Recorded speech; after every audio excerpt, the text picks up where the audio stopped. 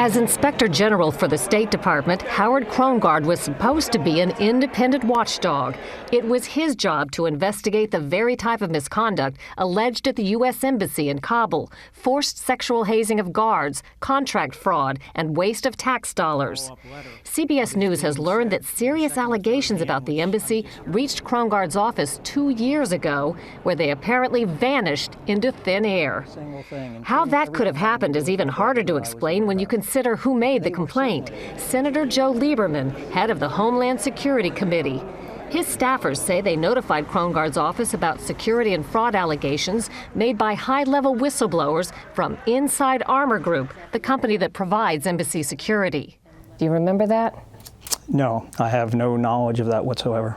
But CBS News has learned Krongar had a special and controversial link to the company he should have been policing. His brother Buzzy, former executive director of the CIA, was on Armor Group's board of directors. Armor Group's Kabul embassy contract is worth $187 million tax dollars.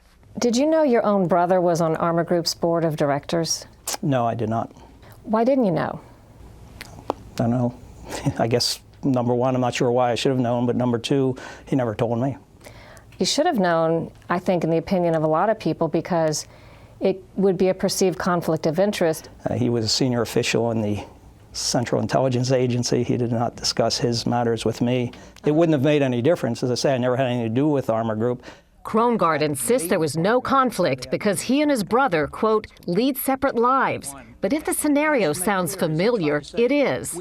I'm not my brother's keeper. About the same time the Armor Group complaint disappeared in Krongar's office, lawmakers accused him of dragging his feet on probes into another war contractor, Blackwater.